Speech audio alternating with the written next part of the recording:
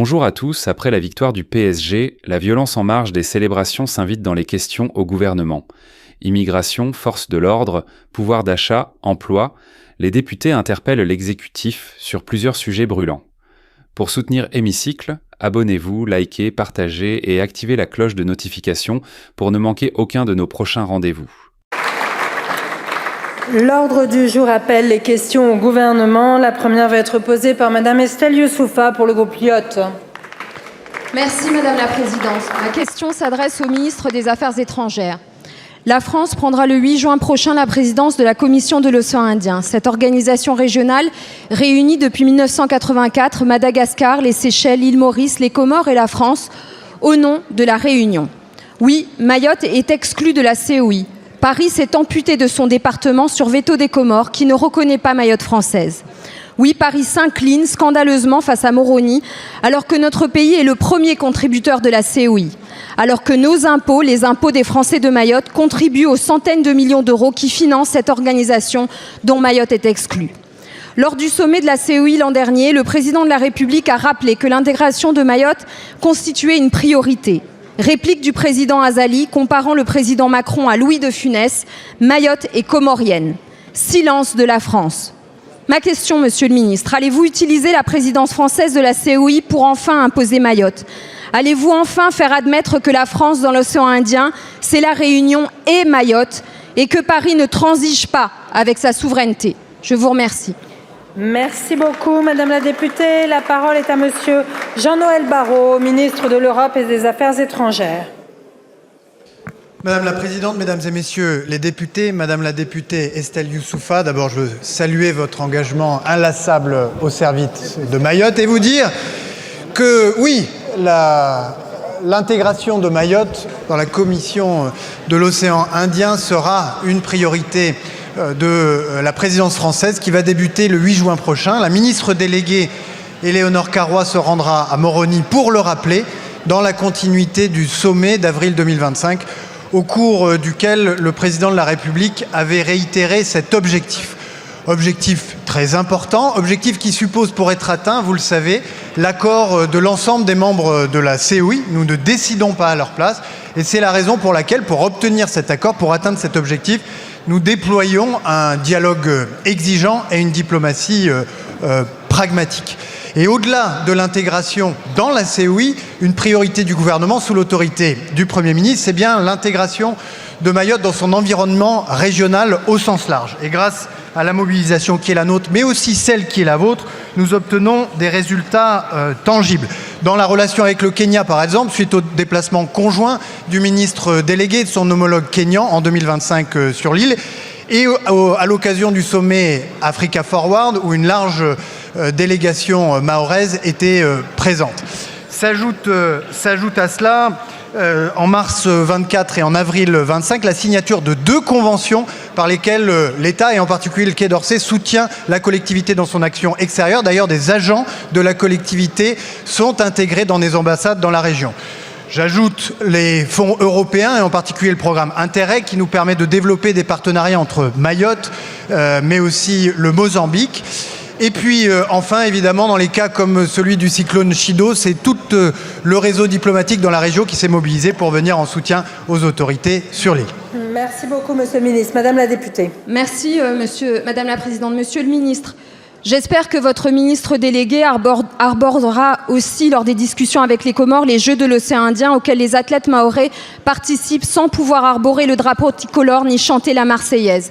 Là encore sur veto de Moroni et aux frais de la France. Mayotte n'acceptera pas une nouvelle humiliation avec l'aval de notre gouvernement. Le Quai d'Orsay pratique depuis des décennies l'aplaventrisme et la soumission face au délire des Comores. Ça suffit. Dialoguer, discuter, il faut enfin agir. Paris doit recouvrer sa dignité et son orgueil face aux Comores qui revendiquent Mayotte, pratiquent le chantage migratoire et organisent le trafic humain en se gavant de l'aide publique française. Les Comores, cet État parasite et voyou qui offre ses pavillons de complaisance pour la flotte pirate de trafic de pétrole russe. Monsieur le ministre, la mission du Quai d'Orsay est la défense de la France. Mayotte est française depuis 1841. Défendez-nous. Merci, Madame la députée. La parole est à présent Madame Laure Lavalette pour le Rassemblement national. Monsieur le Premier ministre, alors que les supporters du PSG se réjouissaient de leur deuxième étoile, des milliers d'agresseurs ont déferlé dans les rues de France pour brutaliser, saccager et tout brûler sur leur passage. Dans la capitale, les prédateurs ont transformé les rues en brasier, lancé un véhicule sur des passants, attaqué un commissariat et des forces de l'ordre auxquelles je tiens à rendre au nom de mon groupe un hommage appuyé pour leur dévouement et leur résilience. Les mêmes scènes dans 71 villes, de Rennes à Angers, de Grenoble à Bordeaux et même jusque dans les quartiers paisibles de Toulon. Ces images, Monsieur le Premier ministre, cumulent déjà des centaines de millions de vues dans un monde qui sait, ce qui est encore pourtant un tabou pour vous, qui ne l'est plus pour les investisseurs étrangers, la France n'est plus un pays sûr. Tu casses, tu répares, c'est gosillé Gabriel Attal. Mais dans la vraie vie, les émeutiers cassent et les Français casquent. Annulation de crédit et taxes émeutes. Il n'y a que le RN pour s'opposer à ces humiliations. Quel est ce pays où une fête est menacée, où la moindre rue devient la scène d'une mauvaise rencontre, où la joie et l'enthousiasme sont confisqués? Quel est ce pays où la paix et la liberté sont sacrifiées sur l'autel de la lâcheté pénale et politique? Quel est ce pays où l'école et des parents démissionnaires n'inculquent plus le respect et la pudeur, la courtoisie et la douceur? Alors l'heure est à la fermeté, Monsieur le Premier ministre. Nous attendons que les interpellés soient enfermés et condamnés à rembourser l'intégralité de leurs méfaits, sans quoi nous vivrons les mêmes scènes dans les prochains jours à l'occasion de la Coupe du Monde. Alors un semblant d'indignation nous parvint de l'Élysée, dans l'indifférence d'un pays qui sait qu'il n'est plus protégé, qu'il n'est plus présidé. Alors dans 10 mois, les Français répondront pour vous à la question de civilisation qui se pose à tous, le choix du sursaut ou la certitude du chaos. Je vous remercie. Merci Madame la députée. La parole est à Monsieur Laurent Nunez, ministre de l'Intérieur. Merci beaucoup Madame la Présidente, Mesdames et Messieurs les députés, Madame la députée Laure Lavalette. Vous avez raison, effectivement, on a assisté à des scènes dans la capitale, dans la nuit de samedi à dimanche.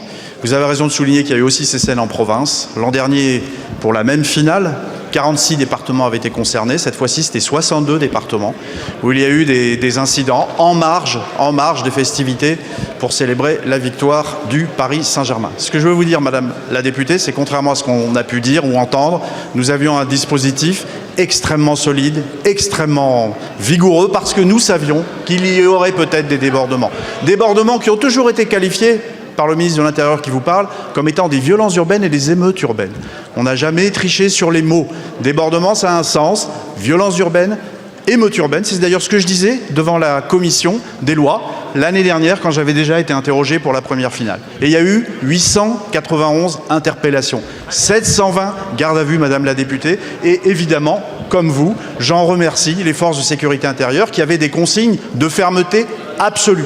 Et cette fermeté, ça a été la réponse qui a été apportée. Chaque fois qu'il y a eu des incidents, des dégradations, quand le périph' a été bloqué, quand il y a eu des tentatives de pillage, il y a eu des interventions des forces de l'ordre. Et ça, c'est la réponse de la République, qui est une réponse, Madame la députée, de grande fermeté. Et c'est la réponse que nous apportons systématiquement dans ce type d'événement.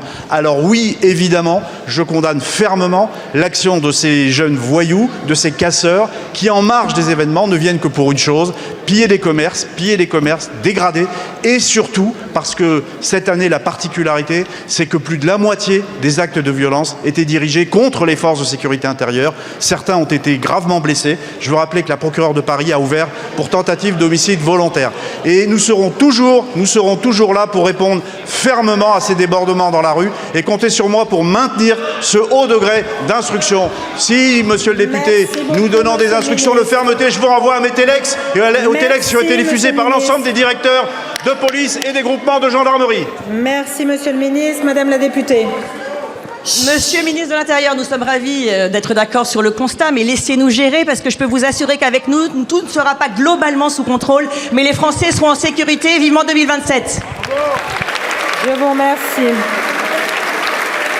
La parole est à présent à Monsieur Vincent Corre pour le groupe Ensemble pour la République.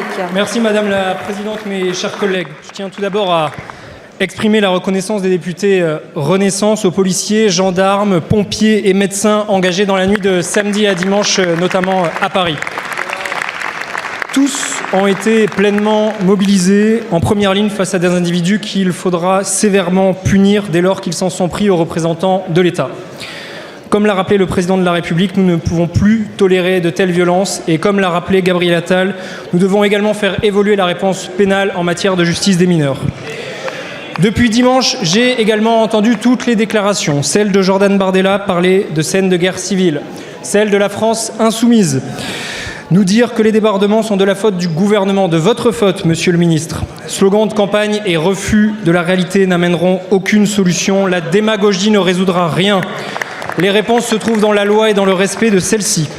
Comme rapporteur de la loi Riposte, aux côtés de Xavier Albertini, je tiens à rappeler que c'est notre majorité qui agit dans cet hémicycle au service de la sécurité des Français. Cette loi Riposte que nous examinerons dans quelques jours prévoit des moyens inédits et des dispositifs concrets pour combattre les phénomènes encore observés ce week-end. Nouveaux délits et nouvelles amendes, procédure de fermeture administrative, confiscation obligatoire suite au rodéo urbain ou encore pénalisation de la consommation de protoxyde d'azote. Monsieur le ministre, vous avez notre confiance totale pour garantir l'ordre public et faire cesser les débordements que nous avons observés ce week-end. J'espère que dans quelques semaines, chacun ici, sur ces bancs, prendra ses responsabilités. J'espère qu'aucune voix ne manquera pour voter la loi Riposte, comme nous avions su nous rassembler il y a un an contre le narcotrafic. Monsieur le ministre, la question est donc simple. Comment avancer plus vite et comment rendre plus efficace la réponse que prévoit la loi Riposte face aux débordements observés? Merci beaucoup, monsieur le député. La parole est à monsieur Laurent Nunez, ministre de l'Intérieur. Merci beaucoup, Madame la Présidente, Mesdames et Messieurs les députés, Monsieur le député Vincent Cor. Effectivement, la loi Riposte a été adoptée au Sénat et elle viendra d'ailleurs bientôt dans cet hémicycle au cours du mois de juillet. Elle contient effectivement un certain nombre de mesures qui visent à durcir les sanctions pénales et les procédures administratives, les sanctions administratives pour un certain nombre d'infractions qui causent beaucoup de troubles à l'ordre public, les rave-parties, le protoxyde d'azote, l'usage des mortiers et les rodéos. Au cas d'espèce, eu égard aux événements que nous avons connus dans la nuit de samedi à dimanche, donc à Paris et finalement sur l'ensemble du territoire national, comme je viens de le dire à Madame la députée Laure Lavalette. Au cas d'espèce, évidemment que les dispositions qui concernent l'usage des mortiers sont à regarder avec beaucoup d'attention. Nous durcissons les sanctions pour l'usage des mortiers. Nous prévoyons des procédures de fermeture administrative pour ces commerces qui, sous le manteau et sans en avoir l'autorisation, puisque ce sont normalement des artifices réservés à des professionnels, nous prévoyons des procédures de fermeture administrative. Dans la nuit de samedi à dimanche, les forces de l'ordre ont été tout particulièrement ciblées par les émeutiers et les casseurs. On a vu l'usage de mortiers d'artifice qui étaient dirigés en tir tendu contre des policiers.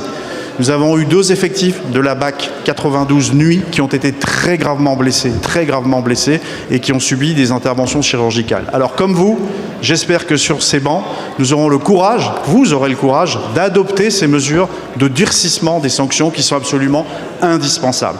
Et puis, osons tout, on va avoir une discussion très libre. Moi, je ne m'opposerai pas à certains amendements, comme je l'ai fait au Sénat.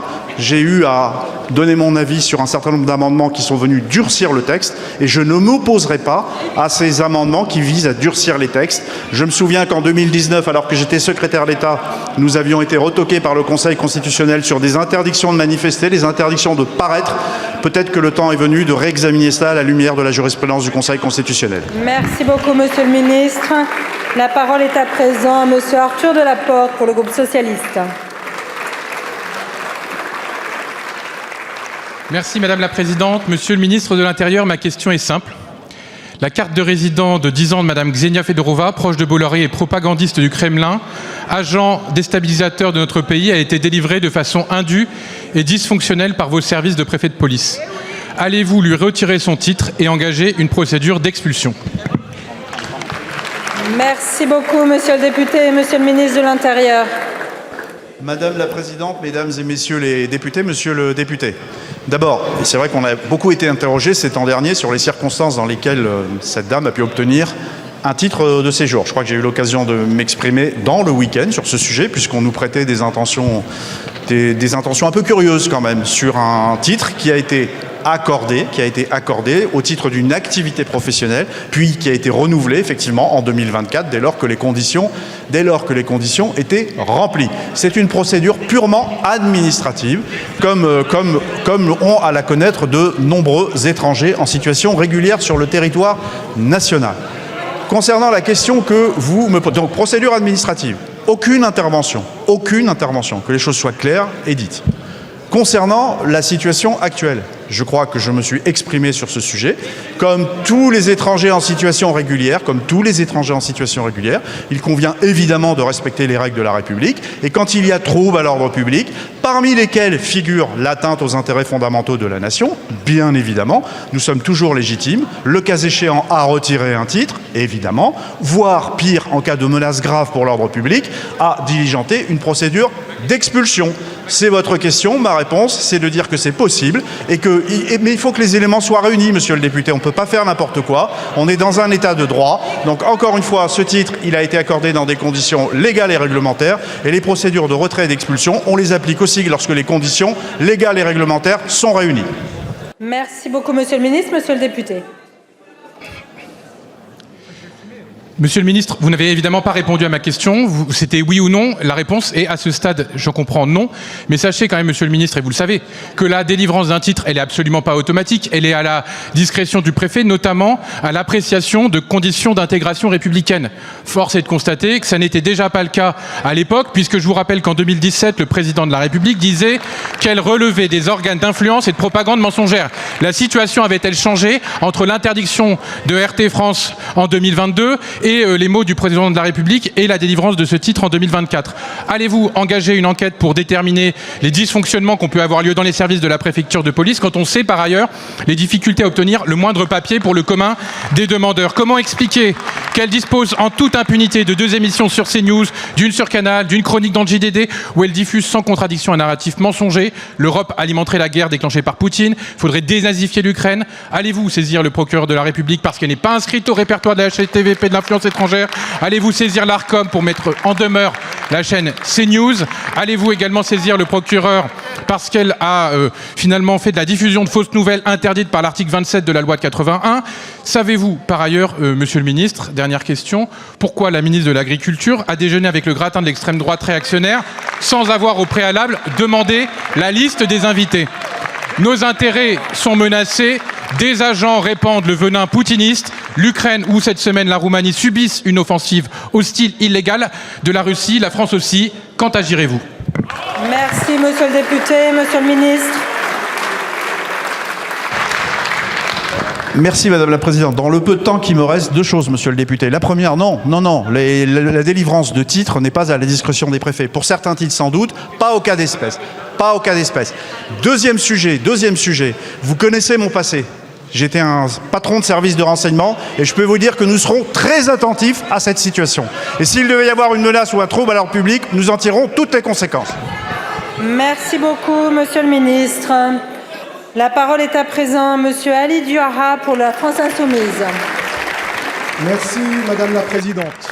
Monsieur le ministre de l'Intérieur, qui aurait pu prédire que des dizaines de milliers de supporters du Paris Saint-Germain descendraient dans les rues après une victoire historique?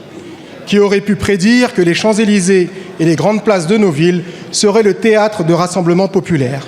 Qui aurait pu prédire qu'une jeunesse populaire, souvent reléguée et stigmatisée, voudrait elle aussi prendre part à cette fête du football français? Qui aurait pu prédire qu'un député prendrait lui aussi part à cette fête du football français sans avoir à craindre d'être éborgné?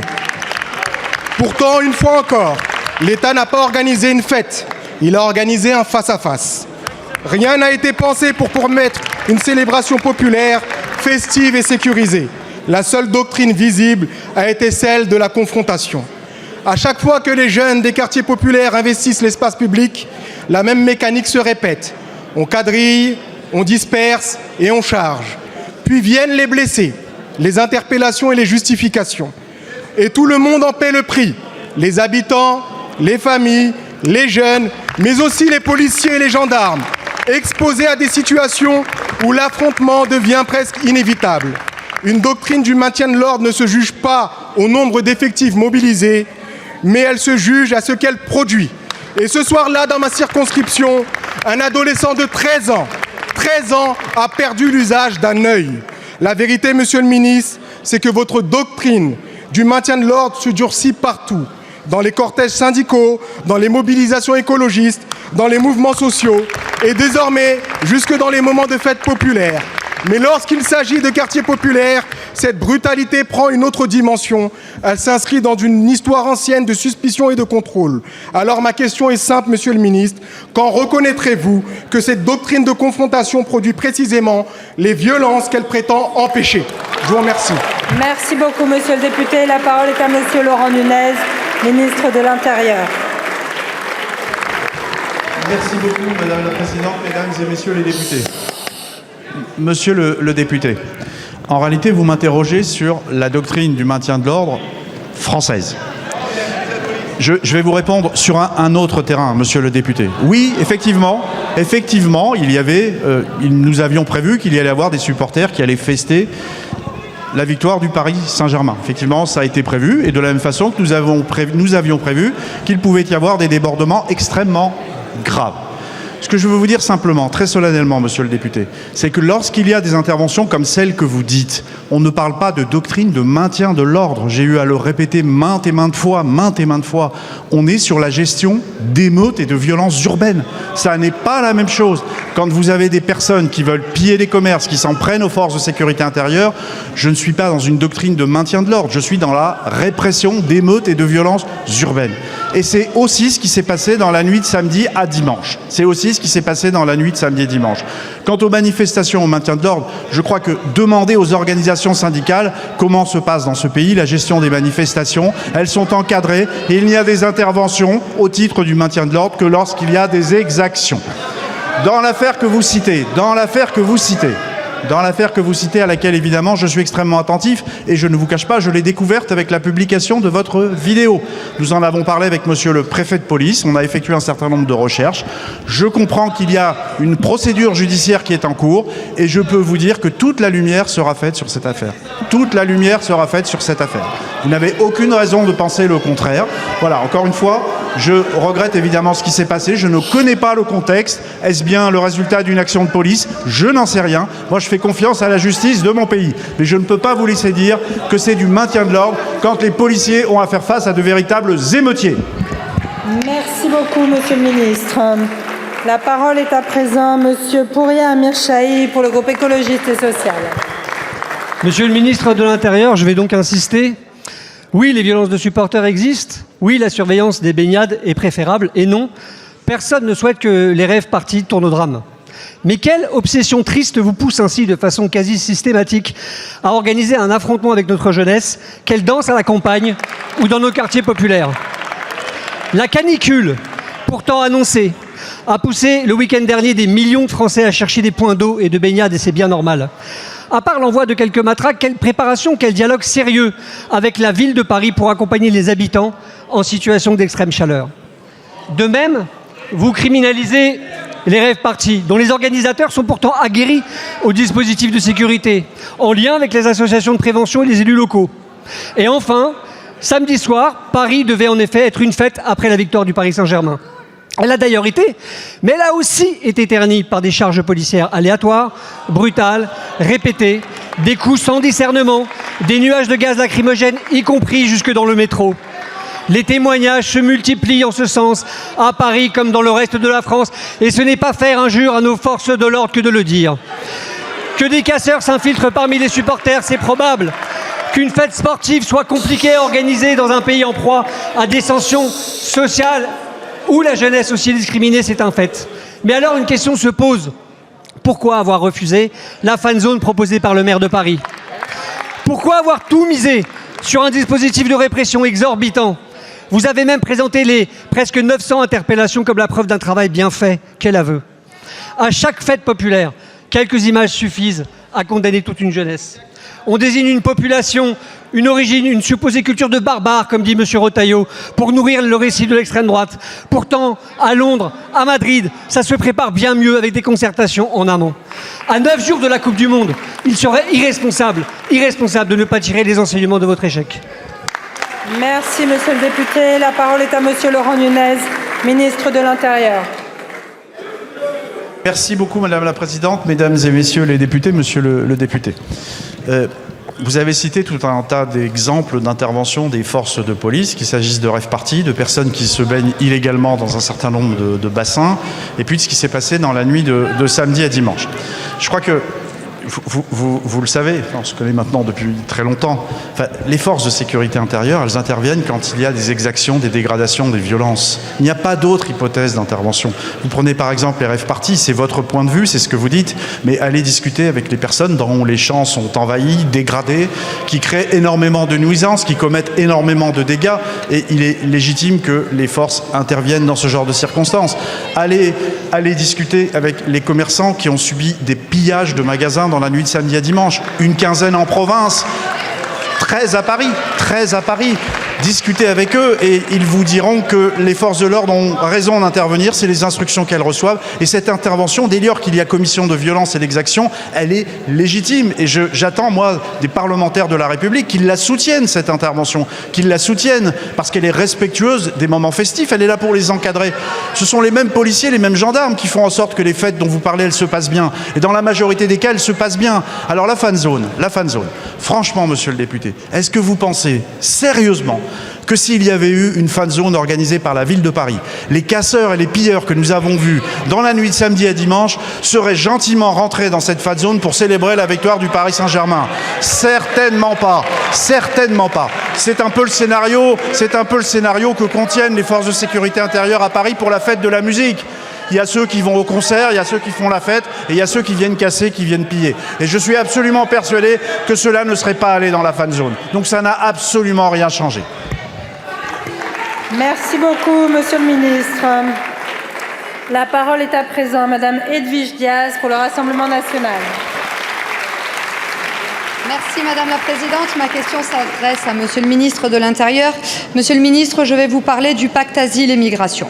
Ce projet de l'Union européenne vise à organiser la submersion migratoire de notre continent, imposer la relocalisation forcée de milliers de clandestins en France et infliger une amende de 20 000 € par migrant refusé.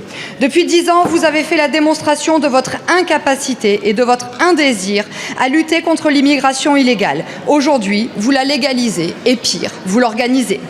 Pourtant, dès avril 2024, Marine Le Pen avertissait très justement que ce paquet législatif incarnait d'une part la mise sous tutelle des nations et d'autre part validait l'impunité juridique des ONG complices des passeurs.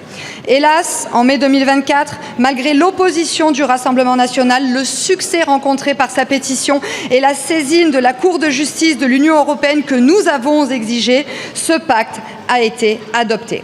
Et à cause de vous, ce pacte mortifère entrera en vigueur dans 10 jours.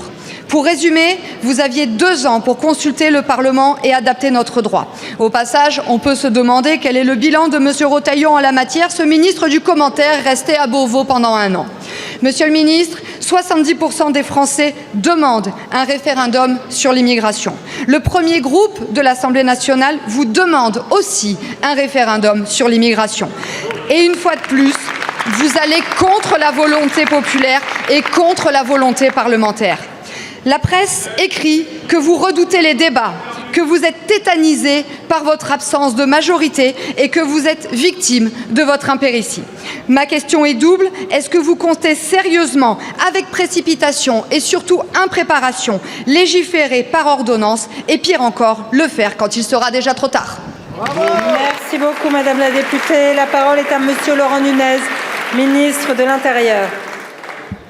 Merci beaucoup, Madame la Présidente, Mesdames et Messieurs les députés, Madame la députée Edwige Diaz. Je vais vous reprendre en plusieurs temps. D'abord, sur le contenu du pacte, vous comprendrez aisément que ces textes ont été soutenus par la France et que je ne partage pas la présentation que vous en avez faite. Je ne partage pas la présentation que vous en avez faite.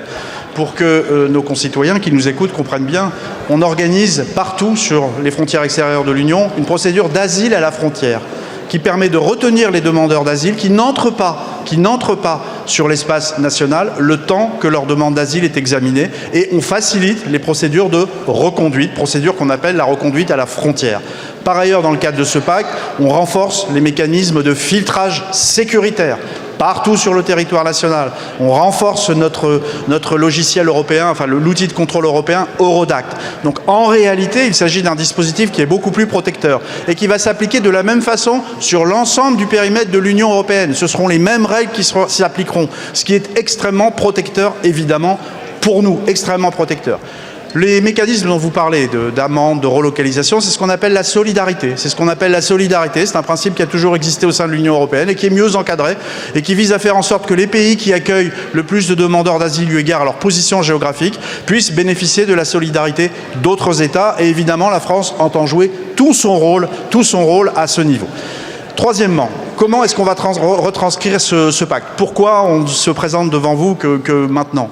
Parce qu'on a étudié la possibilité de transposer un certain nombre de mesures qui sont d'application directe. Il faut que nos concitoyens comprennent bien que ce n'est pas parce qu'on passe devant le Parlement que ces textes s'appliquent. Ils sont d'application directe, ils vont s'appliquer. Ce qu'on veut, c'est rendre cohérent notre législation avec ces dispositions. Eh bien, on va le faire, on a mis du temps parce que pour une grande partie, ce seront des mesures d'ordre réglementaire. Pour une très grande partie, il reste quelques dispositions législatives, dont celles qui permettent de retenir les demandeurs d'asile à la frontière. Et ça, c'est important, c'est sécurisant. Et je ne comprendrai pas que des groupes comme les vôtres ne s'associent pas à cette démarche qui vise à mieux protéger nos frontières. Merci beaucoup, Monsieur le Ministre. Madame la députée. Oui, Monsieur le Ministre, si votre texte est si protecteur, alors présentez-le devant l'Assemblée nationale. Je vous remercie. La parole est à présent Monsieur Antoine Valentin pour le groupe UDR.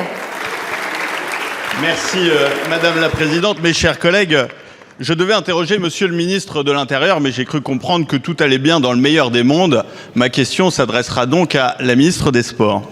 Les Jeux Olympiques d'hiver prévoyaient dans leur plan de financement près de 500 millions d'euros de recettes de financement de sponsoring, 500 millions d'euros dont personne n'a à ce jour trouvé la moindre trace.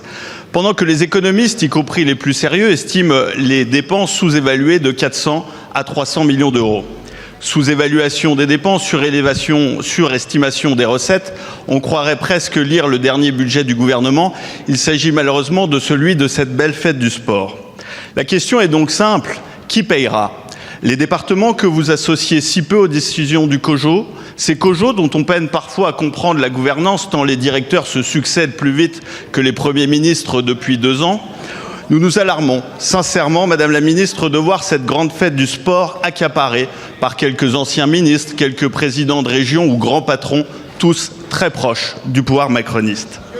Et puis, il y a enfin l'ultime revirement, Nice et les Niçois, punis, sanctionnés pour avoir commis un double crime de lèse-majesté, d'abord avoir voté pour l'union des droites de notre ami Éric Ciotti et surtout avoir refusé de dépenser 180 millions d'euros d'argent public pour transformer un stade de foot extérieur sur la Côte d'Azur en patinoire pour seulement 15 petites journées. Alors, Madame la Ministre, ma question est double. Allez-vous systématiquement sanctionner les collectivités qui ne votent pas pour le socle commun? Et plus largement, qui payera cette gabegie financière et politique qui viendra entacher cette belle fête du sport que nous soutenons pourtant? Merci, Monsieur le député. La parole est à Monsieur Laurent Pannifou, ministre en charge des relations avec le Parlement.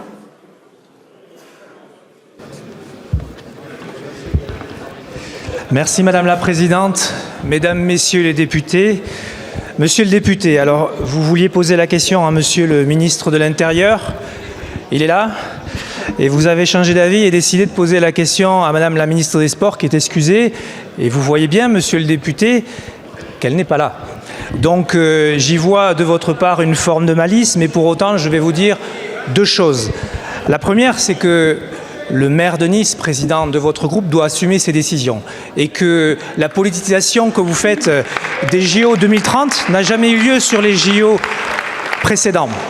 Ensuite, et pour terminer, j'en serai désolé, je vous invite à vérifier à qui vous posez les questions. Je vous ai déjà dit, Mesdames, Messieurs les députés, je vous invite à m'interroger à préalable sur le ministre que vous souhaitez interroger, parce que, comme je l'ai dit devant la présidente de l'Assemblée nationale, mon rôle est ici de faire en sorte que vous puissiez, dans le cadre de ces questions d'actualité au gouvernement, interroger, non Monsieur le député, posez vos mains, interroger les ministres et qu'on puisse vous répondre avec précision. Votre question, elle est bien prise, Monsieur le député. Pas de démagogie, pas sur les JO. Nous vous reprendrons précisément, la ministre vous répondra précisément, je m'y engage, mais je vous invite la prochaine fois à vérifier à qui vous posez la question, surtout quand vous changez la question en cours de séance. Je vous remercie. Merci Monsieur le ministre, Monsieur le député. Faute d'avoir eu une réponse, peut-être serions-nous contraints dans quelques mois, dans quelques années, de porter une grande commission d'enquête, comme nous l'avons fait sur l'audiovisuel, pour comprendre quels ont été les grands manquements de ce projet et défendre les Niçois et l'ensemble des contribuables qui se sont dressés contre cette gabegie financière. Merci, monsieur le député. La parole est à présent à monsieur Laurent Marcangeli, président du groupe Horizon et Indépendants. Merci Madame la Présidente. Monsieur le Premier ministre, samedi soir, comme des millions de Françaises et de Français, j'étais heureux de voir le capitaine du Paris Saint-Germain brandir pour la deuxième année de suite le fameux trophée de la Champions League. J'étais heureux de savoir que des millions de Françaises et de Français partageaient ce moment. J'étais heureux de savoir que la France s'honorait à travers ce grand club qu'est le Paris Saint-Germain, à travers ses exploits sportifs. Et naturellement, comme des millions de Françaises et de Français, Monsieur le Premier ministre, j'étais malheureux par la suite des événements, malheureux par ces scènes de violence aveugle, malheureux par ces scènes de pillage qui font en sorte qu'aujourd'hui des commerçants ont peur lorsque des équipes sportives françaises ou notre équipe nationale jouent des compétitions, ont peur pour leurs biens. Malheureux de voir nos enfants être témoins de ces scènes horribles, horribles pour le sport, mais horribles également pour l'image de notre pays. Et je le dis aussi, je suis malheureux, mes chers collègues de gauche, de vous voir aujourd'hui mettre en cause les forces de l'ordre qui ont fait leur travail, de ne pas avoir de pensée pour celles et ceux qui exercent la mission de sécurité. Ce n'est pas responsable lorsqu'on est parlementaire. Alors, monsieur le Premier ministre, le groupe Horizon Indépendant tient à rappeler son soutien aux forces de l'ordre, aux forces de sécurité et à celles et ceux qui sont intervenus samedi. C'est une première chose. Le groupe Horizon Indépendant l'a déjà déprouvé. Nous avons proposé des peines planchées pour certains délits et certains crimes. Nous avons proposé un certain nombre de mesures visant à pénaliser et à organiser des peines courtes de prison. Nous avons toujours été du côté de l'ordre. Monsieur le Premier ministre, si vous pouvez informer la représentation nationale sur les suites de ce qui s'est passé samedi, notamment sur les gardes à vue et interpellations, et surtout si vous pouvez dire ce que le gouvernement s'engage à faire dans les semaines à venir pour répondre à cette préoccupation des Françaises et des Français, l'ordre dans la rue, l'ordre pour la France. Merci, monsieur le président. La parole est à monsieur le Premier ministre. Merci Madame la Présidente de l'Assemblée nationale, Mesdames et Messieurs les députés, Monsieur le Ministre, Monsieur le Président Laurent Marcangeli, vous avez parlé d'être malheureux. On peut être en colère de voir les images lamentables telles qu'elles nous sont évidemment parues samedi soir. Et je veux redémarrer par là où vous avez commencé. Nous devons ici soutenir, quoi qu'il arrive, les forces de sécurité intérieure, policiers, gendarmes, pour une simple et bonne raison, mesdames et messieurs les députés, car leur mission est d'appliquer les lois de la République que vous avez votées. Et là-dessus, on ne peut pas être dans une schizophrénie. Pire que cela, comme une parlementaire l'a fait avant même ces images samedi, laissant à entendre que ce sont les forces de l'ordre qui créeraient le désordre. L'inversion du récit, l'inversion des valeurs est le début du combat politique et culturel qu'il nous faut mener, sans quoi, comment voulez-vous demander à une jeunesse de respecter des règles si les élites politiques elles-mêmes introduisent un doute ou un quiproquo dans les lois de la République que vous avez votées? Deuxième des choses, nous sommes dans une société de responsabilité qui croit en la responsabilité individuelle et à l'état de droit. Pratiquement 900 interpellations, Monsieur le Ministre. 900 interpellations, lesquelles donnent lieu à de nombreuses gardes à vue, lesquelles, en ce moment même, sont en train de donner lieu à de nombreux déferments, lesquels, l'autorité judiciaire le dira, donnera lieu à de nombreuses sanctions. Donc la justice passera en appliquant là aussi les lois de la République que vous avez votées. Mais en écoutant les questions au gouvernement depuis tout à l'heure, le ministre de l'Intérieur, que je salue et que je remercie, ainsi que derrière lui l'ensemble des préfets et des chefs de notre police et de notre gendarmerie, en écoutant les réponses et les questions, je note quand même qu'on ne peut pas faire l'économie de quelques réalités d'analyse de profil des personnes interpellées. 98% de garçons. 2% de femmes, un tiers de mineurs, l'essentiel du reste des jeunes majeurs,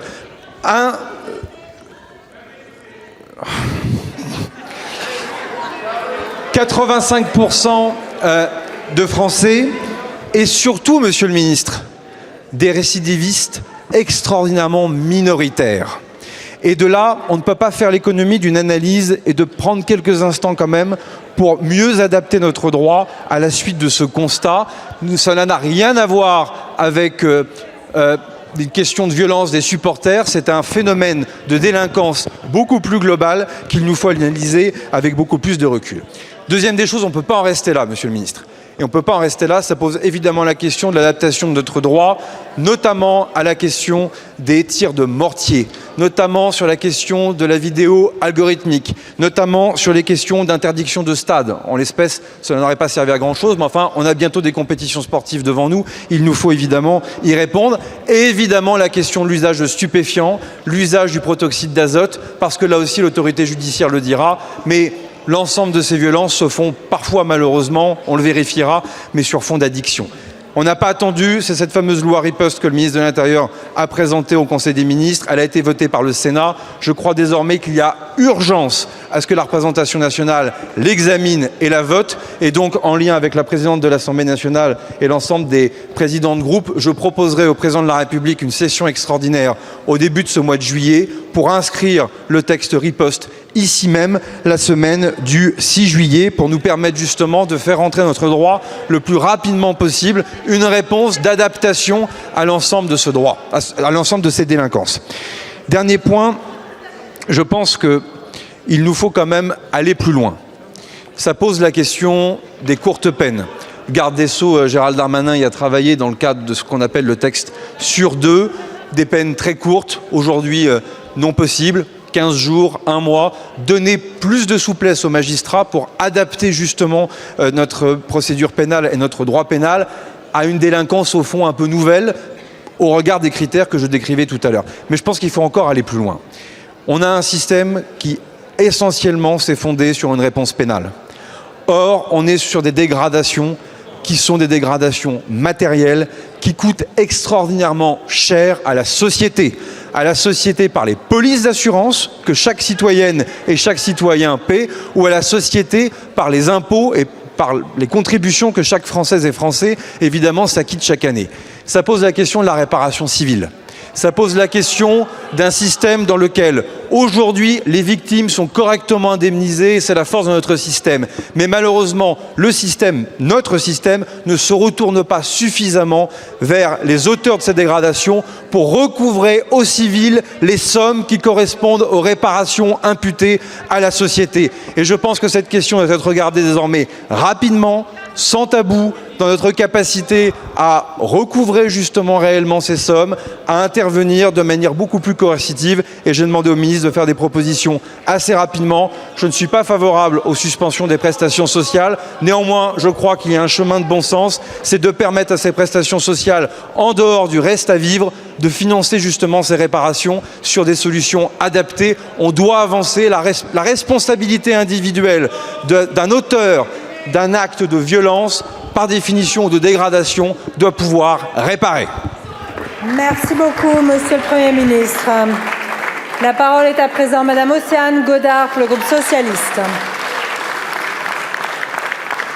Madame la Présidente, Madame la Ministre, au lendemain d'un vote unanime et indispensable en faveur de la protection des enfants dans le milieu scolaire, l'urgence est d'accélérer en inscrivant la loi intégrale à l'ordre du jour de l'Assemblée nationale. Je fais mien les mots de Romain Lemire, victime d'inceste et auteur de l'ouvrage Clément. Il faut un village pour violer un enfant. Il faut un violeur et un village qui voit les choses ou qui peut voir des choses mais qui ne veut pas les voir. Et s'il les voit, il les tait. S'il faut un village pour violer un enfant, que fait le pays ? Madame la ministre, entre le moment où j'ai commencé mon intervention et le moment où vous terminerez la vôtre, un enfant dans notre pays sera victime d'inceste, de viol ou d'agression sexuelle comme 160 000 autres enfants par an. Un enfant meurt tous les 5 jours sous les coups de ses parents. Près de 400 000 femmes par an sont victimes de violences physiques, sexuelles ou psychologiques commises par leur conjoint ou ex-conjoint. Si les paroles se libèrent doucement, c'est l'écoute qu'il faut libérer. Car une parole niée empêche la reconnaissance. Et pour reconnaître, encore faut-il sortir de cette impunité effarante, comme le dit Muriel Salmona. Et c'est précisément là que se porte ma question. Car face à cette situation, plus de 150 000 citoyens ont déjà signé les pétitions portées par Move Enfants dans le cadre des municipales de 2026 pour demander davantage d'exemplarité dans la vie publique. Le président de la République a récemment annoncé vouloir instaurer une peine d'inéligibilité automatique pour les élus condamnés pour des faits de racisme, d'antisémitisme ou de discrimination. Alors, dans la continuité de cette annonce, Madame la Ministre, le gouvernement est-il prêt à étendre cette exigence d'exemplarité aux élus condamnés pour violences faites aux enfants, pour violences sexuelles, pour violences faites aux femmes et aux violences intrafamiliales? Je vous remercie. Merci beaucoup, Madame la députée. La parole est à Madame Aurore Bergé, ministre chargée de l'égalité entre les femmes et les hommes et de la lutte contre les discriminations. Merci Madame la Présidente, Mesdames et Messieurs les députés. Madame la députée, permettez-moi moi aussi de m'associer au choix qui a été fait et au vote hier à l'unanimité de votre Assemblée sur la protection de nos enfants face aux crimes sexuels qui malheureusement leur sont commis à leur encontre. Et merci d'avoir fait résonner dans cet hémicycle la voix des enfants. Parce que trop souvent elle résonne, mais elle résonne à petits intervalles et on l'oublie trop vite. Et je crois que nous avons cette responsabilité immense que de garantir évidemment la protection que la République leur doit, parce que la République doit d'abord protéger celles et ceux qui sont les plus vulnérables dans une société. Et dans une société, dans toute société, les plus vulnérables, ce sont d'abord les enfants, et singulièrement sur la question des violences sexuelles dont vous avez parlé. Vous savez l'engagement qui est en cours sur la question de la protection de l'enfance et du texte, du projet de loi qui va bientôt pouvoir être examiné. Vous savez aussi la proposition de loi que votre groupe a portée sur la question aussi de la protection de l'enfance et de la manière avec laquelle nous devons avancer sur le rôle de l'avocat pour la protection de l'enfance. Donc nous avançons. Sur la question plus spécifique que vous avez posée, sur la question de l'inéligibilité des élus, c'est une question que j'avais moi-même posée quand j'étais députée. Peut-être que certains s'en souviennent. Malheureusement, à l'époque, il faut vous souvenir que quand j'avais proposé une éligibilité pour les élus condamnés pour des faits de violence intrafamiliale, une partie de cet hémicycle s'y était farouchement et de manière assez déterminée opposée. Peut-être qu'une partie de cet hémicycle a désormais changé et je m'en réjouirais. Je m'en réjouirais parce que je crois que l'inéligibilité est le continuum de l'exemplarité qui doit pouvoir être la nôtre et que quand on touche à un enfant, je crois sincèrement que nous ne sommes plus dignes d'être des élus de la République. Et donc, si vous portez cette proposition, je crois et j'espère qu'aujourd'hui, l'hémicycle serait sans doute prêt à la voter à l'unanimité. Je vous remercie. Merci beaucoup, Madame la Ministre. La parole est à présent à Monsieur Julien Brugerolles pour le groupe GDR. Merci, Madame la Présidente. Monsieur le ministre de l'économie, Michelin vient d'annoncer la suppression de 1500 emplois supplémentaires d'ici à 2029, soit près de 10% des effectifs dans notre pays. Cette annonce intervient moins de 2 ans après la fermeture des usines de Cholet et de Vannes, qui a déjà condamné 1250 emplois industriels et fragilisé durablement des territoires entiers. Une fois encore, la direction du groupe invoque le coût du travail pour tenter de justifier cette nouvelle saignée sociale. Mais Michelin est une entreprise largement bénéficiaire, à l'international comme sur le marché français avec des marges très élevées. Chaque année, plus d'1 milliard d'euros sont consacrés aux dividendes versés aux actionnaires et au rachat d'actions. La réalité, c'est que ce n'est pas le coût du travail qui est en cause, mais bien la priorité donnée à la rémunération du capital. Depuis des années, les parlementaires communistes alertent sur ces dérives. Nous demandons d'interdire les licenciements boursiers dans les entreprises qui réalisent des bénéfices, versent des dividendes ou procèdent à des rachats d'actions. Nous proposons également que les aides publiques soient strictement conditionnées au maintien de l'emploi et de l'activité sur le territoire national. Les travaux de la commission d'enquête sénatoriale sur les aides publiques aux entreprises, conduits par notre collègue Fabien Gay, ont mis en lumière l'ampleur des sommes versées sans contrepartie et les pratiques de grands groupes comme Michelin, contraints d'ailleurs de rembourser plusieurs millions d'euros d'argent public indûment perçus. Monsieur le ministre, combien d'emplois industriels faudra-t-il encore sacrifier avant que le gouvernement ne conditionne les aides publiques au maintien de l'emploi et interdise les licenciements boursiers? Quand allez-vous cesser d'accompagner avec l'argent public des stratégies financières qui détruisent nos capacités productives et minent notre souveraineté industrielle? Merci beaucoup, Monsieur le député. La parole est à Monsieur Roland Lescure, ministre de l'économie et des finances. Merci Madame la Présidente, Mesdames, Messieurs les députés, Monsieur le député Julien Brugerolles. D'abord, vous l'avez dit, Michelin a annoncé cette décision que je regrette évidemment il y a quelques jours.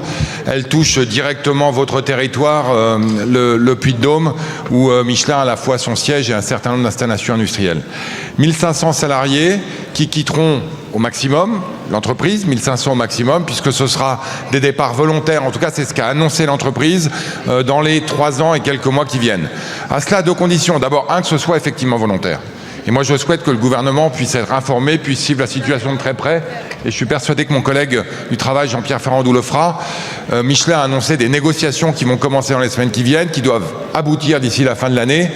Des départs qui s'étaleront ensuite dans les 3 ans qui suivent. Et le gouvernement sera extrêmement attentif au fait que oui, ces départs soient volontaires et en aucun cas contraints. Au-delà de ça, vous l'avez dit, Michelin pose la question de la concurrence internationale. Vous posez la question des subventions et des aides aux entreprises. Je ne veux pas me défausser, mais je vous engage véritablement à regarder de près le rapport publié par l'OCDE hier, qui montre que la Chine subventionne son industrie dans des proportions incommensurables. Ça ne veut pas dire qu'on doit faire des chèques en blanc, mais ça veut dire que dans un monde de concurrence internationale, nous devons être extrêmement sensibles à ce fait. Certes, l'argent public est rare, et vous l'avez dit, la commission d'enquête sénatoriale l'a montré. Le Premier ministre nous a demandé de faire la transparence sur les aides publiques dans les mois qui viennent, et nous le ferons. Mais n'oublions pas que nous sommes sans doute un des pays qui aide le plus les entreprises. Nous sommes aussi un des pays qui les taxe le plus. Et donc, le débat sur le niveau des aides à l'entreprise se posera. Peut-être celui sur les conditionnalités, celui de la fiscalité, notamment du coût du travail en France, doit lui aussi se poser. Faute de quoi, ce ne sera pas 10% des effectifs de Michelin qu'on aura malheureusement à laisser aller, ce sera sans doute une bonne partie de l'industrie. Ça a duré des décennies, nous nous sommes élevés contre ça, nous continuerons à le faire. Merci beaucoup, Monsieur le Ministre. La parole est à présent à Monsieur Frédéric Pierre Voss pour le Rassemblement national.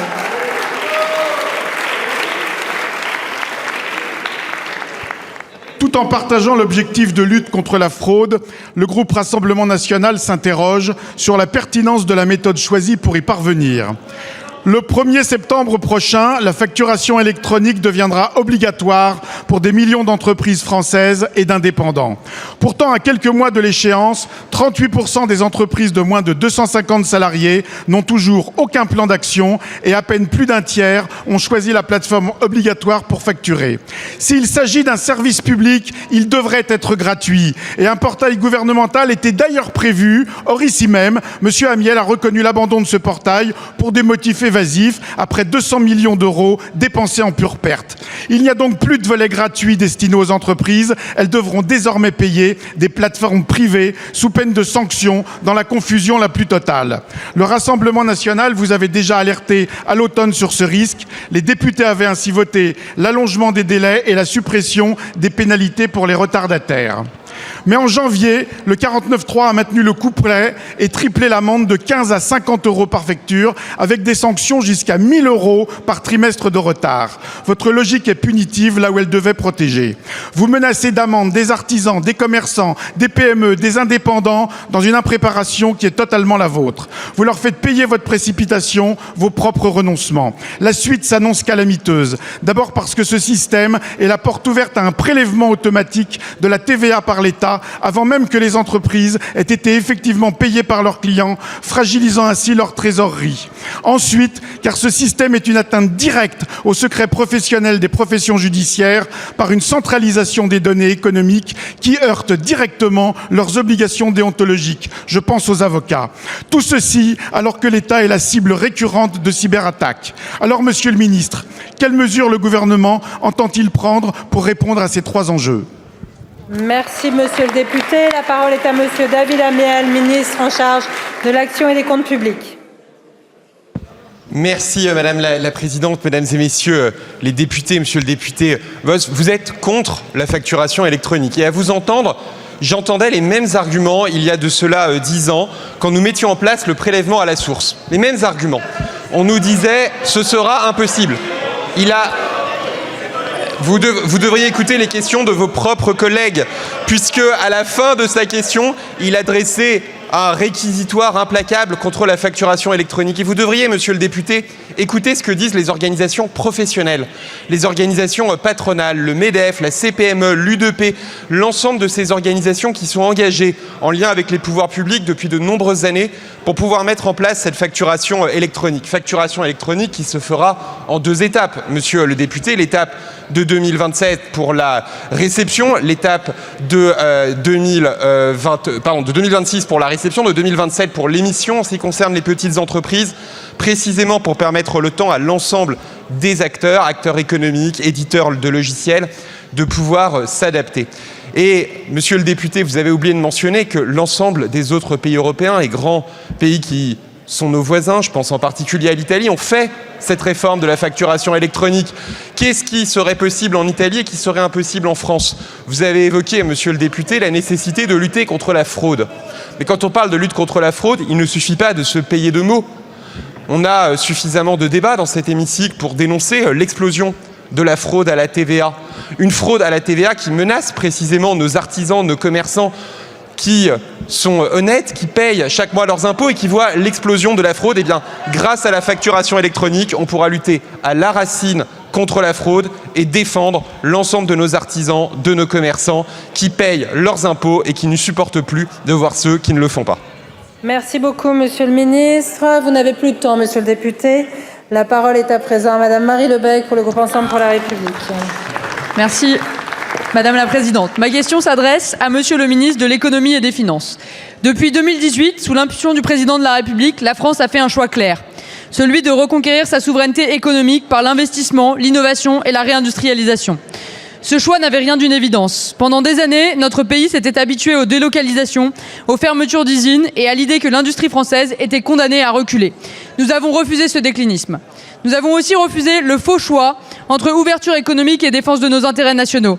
Alors que l'extrême gauche combat chaque investissement et que l'extrême droite instrumentalise la souveraineté sans jamais créer un emploi, nous faisons le choix de l'action, de l'attractivité, de l'industrie et des résultats. Pour la 7e année consécutive, la France est la première destination européenne des investissements étrangers. Cette réussite est le fruit d'une politique cohérente, de réformes assumées et d'une stratégie de réindustrialisation engagée depuis près de 10 ans. L'édition 2026 de Choose France en apporte une nouvelle démonstration avec un niveau record de 93 milliards d'euros d'investissements annoncés et plus de 15 000 emplois à la clé. Derrière ce chiffre, il y a des usines, des centres de recherche, des infrastructures numériques, des emplois qualifiés et des opportunités pour nos territoires. Il y a surtout une conviction, celle que la France reste une grande nation industrielle, technologique et innovante. Je veux également saluer la nouveauté de cette année, les journées Choose France, qui ont permis à des milliers de nos concitoyens de constater concrètement les effets de cette politique sur le terrain. Car la réindustrialisation, ce n'est pas un concept, elle se mesure dans les territoires, dans nos bassins d'emploi et dans la vie quotidienne de nos compatriotes. Monsieur le ministre, alors que certains continuent de contester les conditions mêmes de notre attractivité économique et que d'autres prospèrent sur une vision du déclin français, quels enseignements tirez-vous de cette édition 2026 et plus largement, comment les annonces se sont-elles concrétisées depuis le lancement de Choose France? Comment le gouvernement entend-il poursuivre cette stratégie afin de renforcer durablement la compétitivité, l'emploi et la puissance économique de notre pays? Je vous remercie. Merci beaucoup, madame la députée. La parole est à monsieur Roland Lescure, ministre de l'économie et des finances. Merci madame la présidente, mesdames, messieurs les députés. Madame la députée Marie Lebec, d'abord, merci. Merci pour votre fidélité, parce que ça fait 9 ans, vous l'avez dit, que Choose France existe, et 9 ans que vous y êtes, sans défaillir tous les ans, pour accompagner les investisseurs internationaux qui choisissent la France. Merci à vous et merci aux autres élus qui étaient là hier pour célébrer, vous l'avez dit, cette édition historique. Merci aussi pour tout ce que vous faites depuis 10 ans pour accompagner ce mouvement d'industrialisation, parce qu'il ne s'est pas fait par hasard. Aujourd'hui, pour la 7e année consécutive, n'en déplaise aux grincheux, la France est le pays le plus attractif d'Europe, et c'est grâce à des politiques actives qui ont été menées, qui ont été votées, qui ont été mises en œuvre et qui font qu'aujourd'hui, l'électricité décarbonée n'est pas chère, elle est française.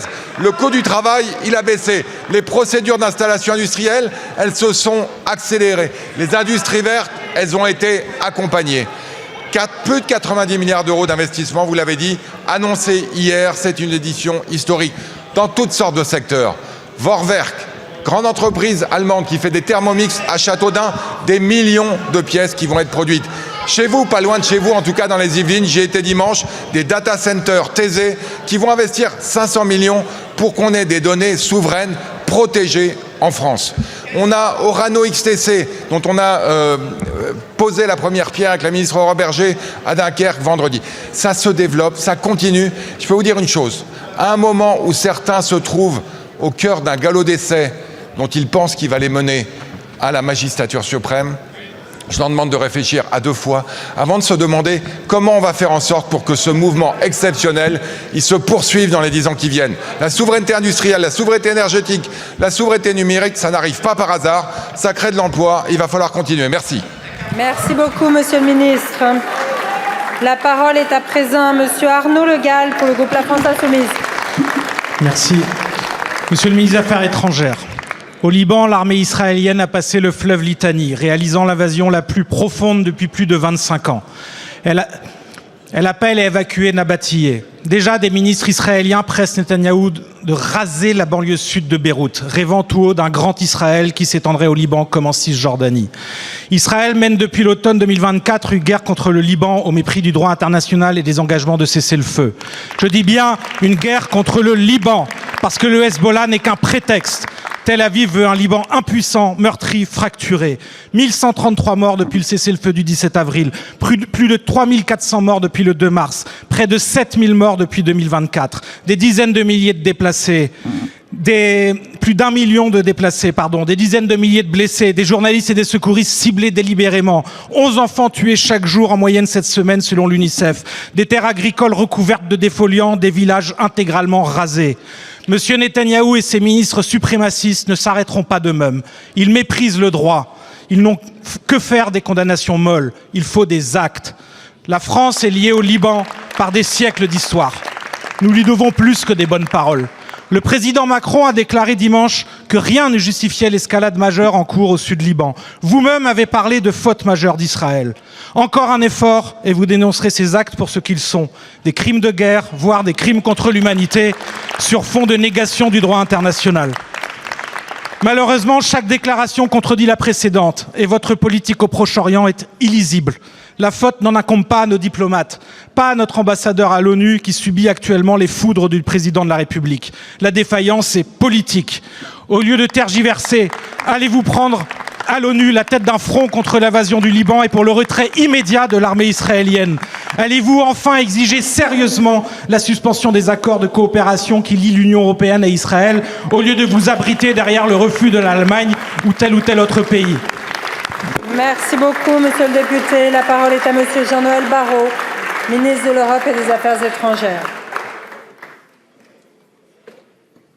Madame la Présidente, Mesdames et Messieurs les députés, Monsieur le député, alors que vous dénoncez une supposée inaction de la France dans une question qui ne fait pas mention ni de l'adjudant Montorio, ni du caporal-chef Girardin, vous insultez tout simplement leur mémoire et vous crachez au visage des militaires français qui, chaque jour au Liban, se tiennent aux côtés de la population libanaise.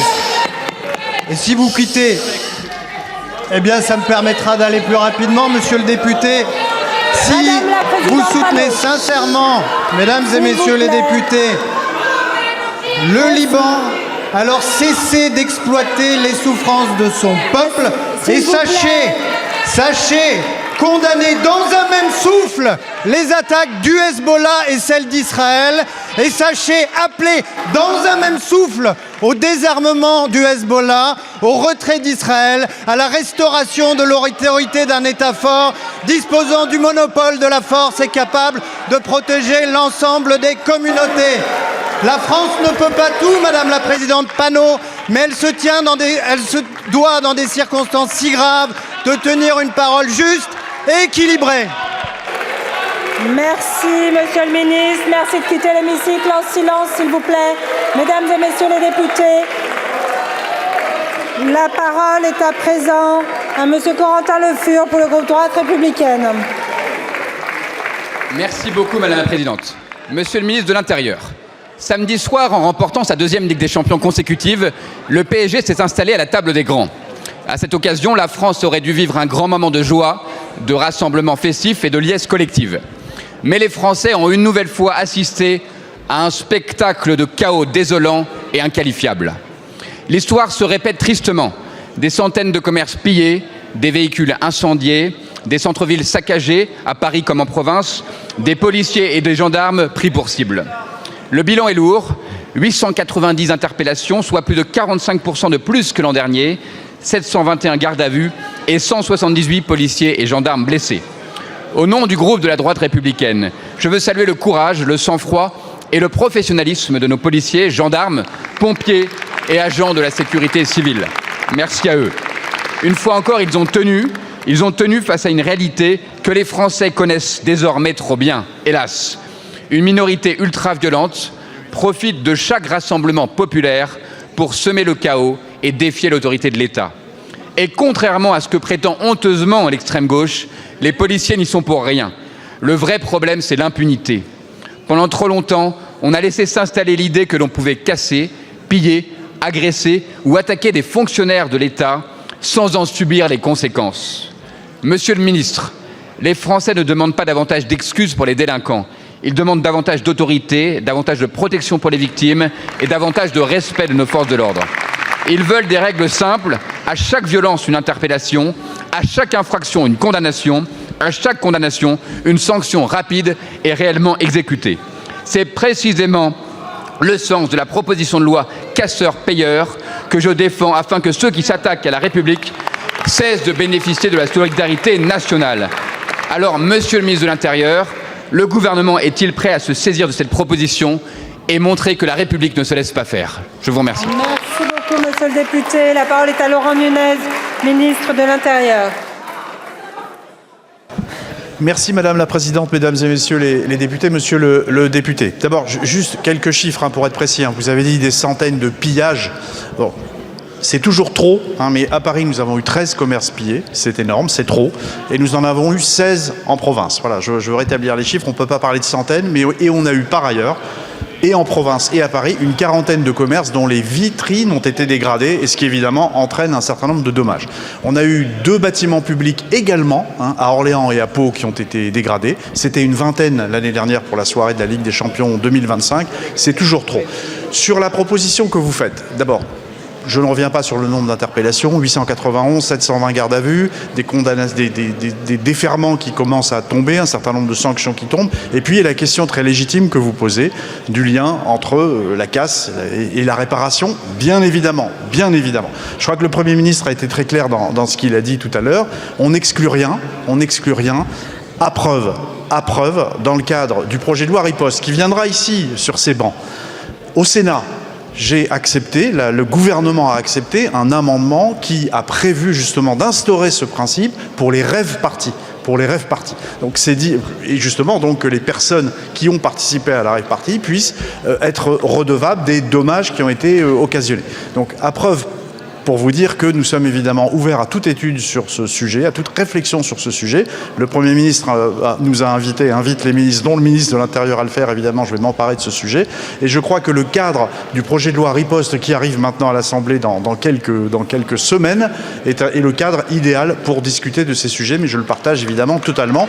D'autant plus que le régime de responsabilité sans faute de l'État, comme vous le savez, est un régime qui est compliqué à engager quand les débordements qui créent des dégradations graves ont lieu en marge des cortèges, ce qui, sur des violences urbaines, est malheureusement souvent le cas. Donc nous sommes tout à fait ouverts à réfléchir à ces sujets-là. Merci beaucoup, Monsieur le Ministre. La parole est à présent à Monsieur Boris Tavernier pour le groupe écologiste et social. Merci Madame la Présidente. Ma question s'adresse au ministre du Logement. Monsieur le ministre, samedi soir, contre le PSG, Arsenal a joué la montre dès la 10e minute et ils ont perdu. Vous optez pour la même stratégie qui, je l'espère, connaîtra le même sort, la défaite. Le match en question, l'encadrement des loyers. L'encadrement des loyers fonctionne. C'est le rapport d'évaluation commandé par le gouvernement lui-même qui le prouve. Il fait économiser 600 millions d'euros par an aux locataires. C'est énorme. Concrètement, c'est 800 euros d'économie par an pour un locataire parisien. C'est 500 euros pour un Lyonnais. Mais ça, on le savait déjà avant. L'étude de l'atelier d'urbanisme le démontrait, la mission d'information Le Meur et Chaniz également. Excellent. Pourtant, monsieur le ministre, le temps presse. Si rien n'est fait, l'encadrement des loyers prendra fin en novembre prochain. Or, vous jouez la montre. Vous l'avez joué ici même en décembre dernier en refusant de prendre position lors de l'examen de la proposition de loi Chaniz visant à pérenniser l'encadrement des loyers. Vous avez joué la montre en retardant la publication du rapport d'évaluation. Vous nous le promettiez pour le début de l'année, vous ne l'avez publié que la semaine dernière. Désormais, vous jouez la montre en appelant à une concertation avec les élus locaux. Mais bonne nouvelle, monsieur le ministre, la concertation a déjà eu lieu. 50 maires de gauche comme de droite ont signé en mai une tribune appelant à poursuivre l'encadrement des loyers. Vous avez été maire, faites-leur confiance. Monsieur le ministre, votre rôle est de trancher, pas de fuir. Allez-vous trancher en faveur du pouvoir d'achat des locataires? Allez-vous trancher en faveur des maires? Ou, par votre inaction, allez-vous devenir un casseur, celui qui aura cassé l'encadrement des loyers? Le temps presse, un texte doit être adopté pour sauver l'encadrement. Le 11 décembre 2025, ici même, à la tribune de cette Assemblée, vous affirmiez, je vous cite, « Vous pouvez compter sur notre engagement de légiférer avant la fin de l'expérimentation pour éviter tout vide juridique. » Ce sont vos mots. Alors, monsieur le ministre, ne trahissez pas votre parole. Pouvez-vous vous engager sur un calendrier réaliste et un véhicule législatif permettant la prolongation de l'encadrement des loyers aux villes volontaires? Je vous remercie. Merci beaucoup, monsieur le député. La parole est à monsieur Vincent Jeanbrun, ministre de la Ville et du Logement. Madame la Présidente, Mesdames et Messieurs les députés, Monsieur le député, merci de remettre ce sujet important ici en débat dans cette Assemblée parce que, vous l'avez dit, j'ai attendu un rapport. Ce rapport qui a été fait par 2 économistes parfaitement indépendants et qui souligne un certain nombre de dysfonctionnements majeurs dans ce qu'il conviendrait mieux d'appeler le plafonnement des loyers. Notamment parce qu'il coûte très cher aux finances publiques, a un effet sur les loyers relativement faible et surtout aide et accompagne les foyers les plus aisés, ce qui n'était pas tout à fait la cible au départ, ce qui m'a amené à dire qu'il n'était pas aujourd'hui question de généraliser cette expérimentation.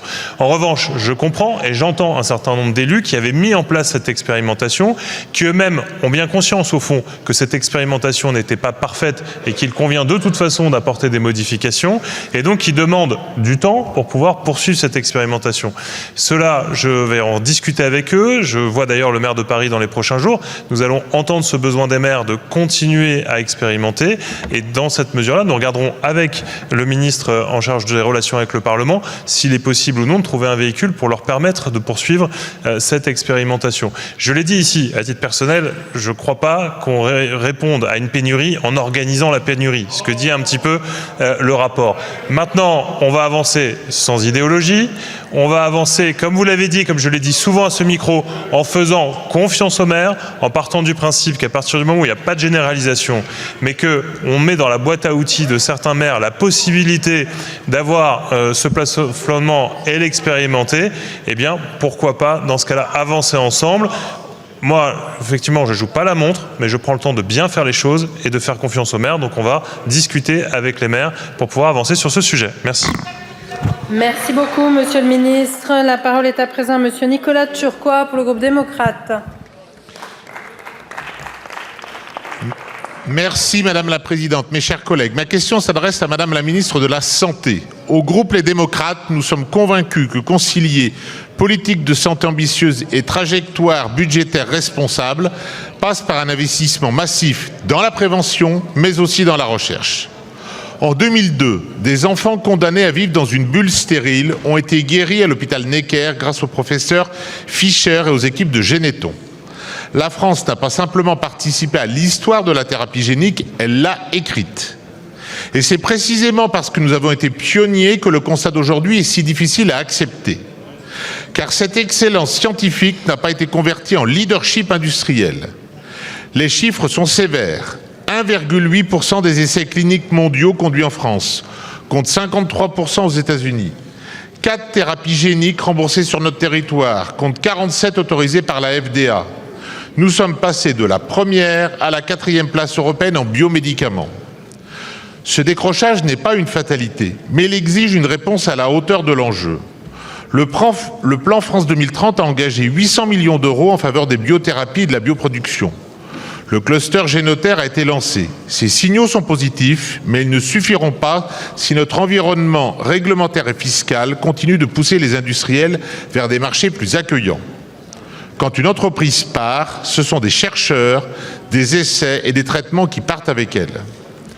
La thérapie génique, Madame la Ministre, n'est pas un sujet de demain. Pour des patients atteints de maladies rares et mortelles, c'est un sujet d'aujourd'hui. Sans ces solutions, la perte pour ces patients est immense. Mais elle l'est aussi pour notre système de santé. En effet, ces thérapies sont souvent la seule option curative pour certaines affections de longue durée dont le poids sur les finances de la sécurité sociale est écrasant. Alors ma question est simple. Quelles mesures concrètes le gouvernement entend-il prendre pour accélérer l'accès effectif des patients à ces thérapies et pour que la France redevienne un acteur de premier rang dans cette course mondiale? Je vous remercie. Merci, monsieur le député. La parole est à madame Stéphanie Ries, ministre de la Santé. Merci Madame la Présidente. Monsieur le député Turquois, votre question pose deux sujets essentiels dans le domaine de la recherche et de l'innovation. Celui des thérapies géniques qui font partie du groupe des médicaments de thérapie innovante et celui de la compétitivité de la recherche clinique française, en particulier dans ce domaine qui est soumis à de fortes contraintes réglementaires et qui est associé à des coûts très élevés de production. La France est pourtant l'un des pays les plus actifs en Europe dans le domaine des thérapies géniques grâce à son expertise, comme vous l'avez dit.